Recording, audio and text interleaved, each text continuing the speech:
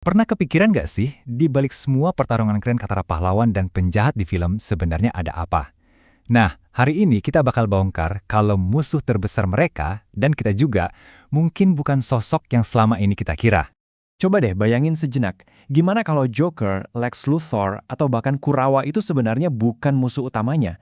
Gimana kalau mereka semua itu cuma cerminan, cuma bayangan dari perang yang lagi terjadi di dalam diri si pahlawan itu sendiri?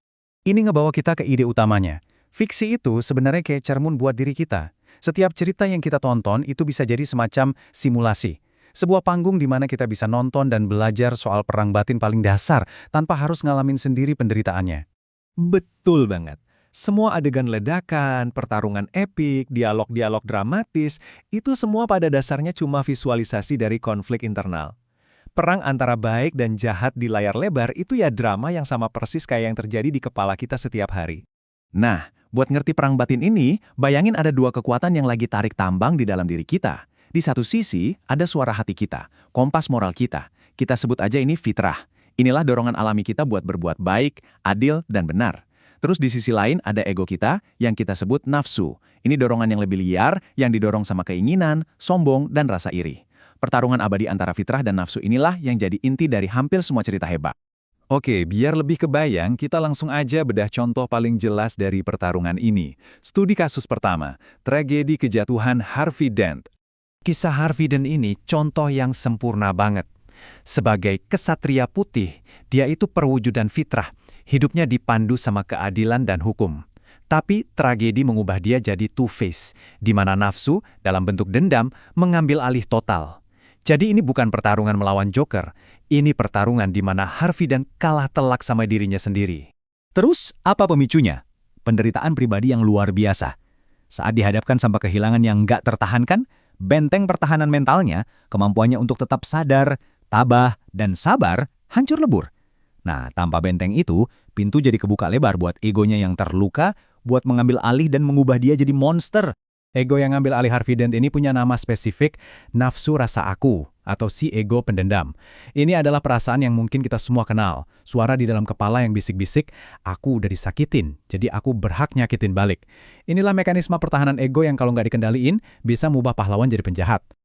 Tapi balas dendam itu bukan satu-satunya wajah nafsu loh.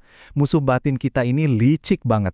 Dia bisa muncul dalam berbagai bentuk, kadang-kadang malah nyamar jadi sesuatu yang kelihatannya positif, kayak kecerdasan atau ambisi. Sekarang kita pindah ke contoh yang beda total. Lex Luthor. Dia nggak hancur karena tragedi, tapi justru karena kelebihannya sendiri. Kecerdasannya yang super jenius. Yang ngegerakin Lex Luthor itu jenis nafsu yang beda lagi, nafsu dengki, alias ego yang iri hati. Dia tuh bangga banget sama otaknya. Saking bangganya, pas Superman muncul, sosok yang alami lebih unggul dalam banyak hal, egonya nggak bisa nerima.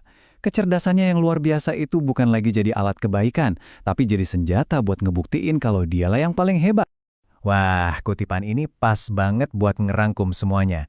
Dalam kerangka berpikir ini, setan atau sang musuh itu bukan makhluk bertanduk dari luar.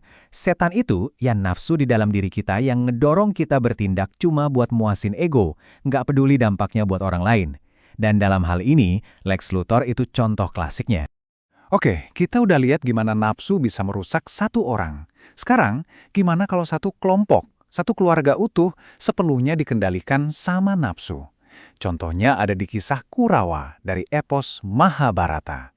Kalau fitrahnya Harvey Dent itu dihancurkan dan fitrahnya Lex Luthor dirusak, nah, fitrahnya para Kurawa ini bisa dibilang hampir nggak pernah tumbuh. Seluruh hidup mereka itu cuma didedikasikan buat ngejar yang namanya 3K. Kekuasaan, kesaktian, dan kekayaan. Buat mereka, nafsu itu bukan lagi godaan, tapi udah jadi satu-satunya kompas hidup mereka. Oke, dari tadi kita ngomongin penjahat terus ya. Nah, disinilah ceritanya jadi makin seru. Pertarungan ngelawan nafsu ini ternyata bukan cuma buat mereka yang jahat. Ini adalah pertarungan yang dihadapi setiap karakter, termasuk para pahlawan sekalipun. Pertanyaan bagus kan? Superman itu kan ikon kebaikan. Tapi apa benar setiap tindakannya itu lahir dari fitrah yang 100% murni, tanpa ada sedikit pun campur tangan ego? Ternyata nggak sesimpel itu. Ternyata, bahkan Superman pun berjuang ngelawan bentuk nafsu yang lebih halus, namanya nafsu rasa minta puji. Ini bukan kejahatan, tapi sesuatu yang manusiawi banget. Keinginan buat dapat pengakuan. Pertanyaannya jadi, apakah dia berbuat baik murni karena itu benar atau ada sedikit bagian dari dirinya yang lakuin itu biar dunia terus mandang dia sebagai pahlawan? Dalam kerangka ini, kita bisa bayangin ada semacam skor keikhlasan. Karena tindakan Superman seringkali masih kecampur sama sedikit keinginan buat dipuji, niatnya jadi nggak selalu 100% murni. Ini bukan berarti dia jahat ya, tapi ini nunjukin betapa susahnya buat bertindak sepenuhnya dari fitrah, bahkan buat pahlawan terhebat sekalipun. Jadi apa artinya semua ini buat kita? Yuk kita satuin semua potongan puzzle ini dan lihat gimana kita bisa pakai kacamata baru ini pas nonton film berikutnya. Nah, ini dia intinya. Penjahat sejati dalam setiap cerita itu bukanlah monster atau alien di luar sana. Musuh terbesar yang dihadapi setiap pahlawan dan kita semua adalah nafsu yang ada di dalam diri kita sendiri. Ego yang pendendam, ego yang iri, dan ego yang haus pujian. Dan inilah jebakan terbesar dari nafsu. Dia bikin kita ngelihat 3K, kekuasaan, kesaktian, dan kekayaan sebagai tujuan akhir. Padahal, itu semua cuma alat. Karakter-karakter yang kalah dalam pertarungan batin ini adalah mereka yang lupa buat apa alat-alat itu seharusnya digunain. Jadi, sekarang giliran kamu. Lain kali kamu nonton film, coba deh pakai kacamata baru ini. Perhatiin perang antara fitrah dan nafsu. Tanya sama diri sendiri, nafsu jenis apa yang ngendaliin si penjahat? Dan apakah si pahlawan benar-benar bertindak dari keikhlasan yang murni? Kamu mungkin bakal kaget sama apa yang kamu temuin.